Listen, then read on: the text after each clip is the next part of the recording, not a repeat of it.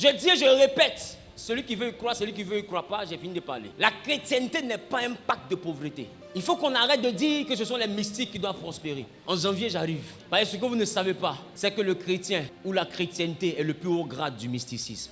Tout mystique accompli qui veut une autre dimension de pouvoir devient chrétien. Je reprends. Parce qu'eux, ils vont travailler avec des esprits dans des eaux usées, dans des forêts, dans des montagnes, dans des endroits. Mais écoute-moi, nous travaillons avec le Saint-Esprit qui est le chef du monde spirituel. Il est le chef des esprits. Ça veut dire que quand nous parlons de spiritualité, logiquement, ils doivent se taire. Mais aujourd'hui, quand quelqu'un monte dans l'église, on dit les francs-maçons, mais c'est une injure. C'est comme si on est en train de dire que c'est ce qu'eux ils adorent là qui est capable de lever, mais ce que nous adorons n'est pas capable de nous élever. Moi, je refuse un tel évangile. Écoute, ce n'est pas un pacte avec la misère. Et quand tu vas te mettre à travailler, tu vas réaliser qu'on n'a pas pactisé avec la misère. Dis que moi, je n'ai pas pactisé avec la misère.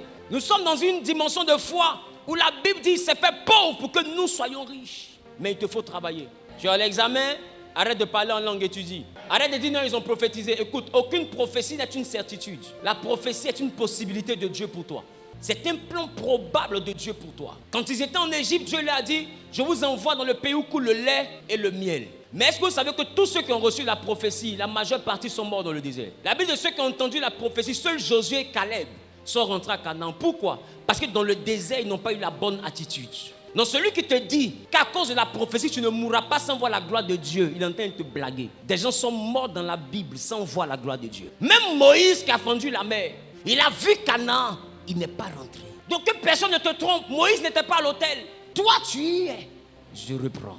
Que personne ne te trompe, Moïse ne frappait pas encore. You frapping. Je vous ai dit, ici, là, ce n'est pas bon. Vraiment prier pour moi pour que je sois un autre pasteur en 2024. J'ai envie d'être un pasteur un peu plus sérieux. Amen. Écoute, rien ne garantit. Même la prophétie, si elle s'accomplit dans ta vie, c'est qu'il y a une grâce qui t'a touché. Non, arrête de dire non, monte en décembre, moi je ne mourrai pas. Il faut dire par la grâce de Dieu. Il faut dire par la... Sinon, le cimetière est rempli de personnes qui devaient voyager mais qui ne sont jamais allées à l'aéroport. Le cimetière est rempli de personnes qui devaient être élevées, avoir des maisons, des cités, mais qui n'ont jamais eu leur domicile à eux, sont morts dans location. Et je te dis que personne ne te trompe. Si tu quittes la terre ne va pas s'arrêter. Si on a trop fait, ça va être rip. Et puis tu verras une tante, tu verras une maman, tu verras ton père peut-être, ou tu verras ta femme ou ton mari venir au cimetière. Yeah! Pourquoi? Tu m'as laissé qui? Laissez-moi, il est parti. Il est parti.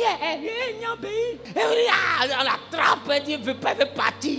Mais dès qu'on la laisse, qu'elle arrive au bord du trou, c'est là que tu vois que la vieille a un bon frein. Mon ami, c'est toi sur ta mort, tu iras seul. Personne ne va t'accompagner. Est-ce que je parle à quelqu'un? Et je veux te dire, si personne ne mourra pour toi, alors toi ne vis pas pour quelqu'un. Vis pour Dieu et vis pour ta destinée. Parce que personne ne te suivra. Dis à ton voisin, en 2024, je plante pour que ça pousse. Le peu que tu as, il faut l'investir. Si tu estimes que tu es trop grand pour travailler dans ce que tu as investi, peut-être tu penses que c'est trop petit. Mais quelqu'un qui a travaillé pour toi. Mais il faut travailler. Et je te dis que si tu te mets à travailler, tu verras la fidélité de Dieu. Il dit, c'est alors que tu prospéreras. Tu auras le succès et la réussite dans tes entreprises. Est-ce que tu as une entreprise? Qu'est-ce que tu fais de tes journées? En 2024, quand j'étais en train de prier, Dieu m'a montré la prospérité, mais m'a montré la prospérité de ceux qui vont travailler. Il va marquer et il va démarquer ceux qui vont travailler. Des fois, tu es en train de te demander, mais j'investis avec quoi? Le plus important n'est pas de demander avec quoi. Il faut vouloir investir. Et tu verras avec quoi tu vas investir. Dieu va t'envoyer de quoi investir. Quand Moïse devait être envoyé vers Pharaon, il a dit à Dieu, avec quoi irai-je vers Pharaon? Dieu lui demande, qu'est-ce que tu as dans la main? Il dit, un bâton. Il y a des choses que tu as dans ta main que toi-même tu appelles rien, mais que Dieu peut utiliser pour confondre. Il y a des choses que toi-même tu appelles rien, mais que Dieu peut utiliser pour confondre.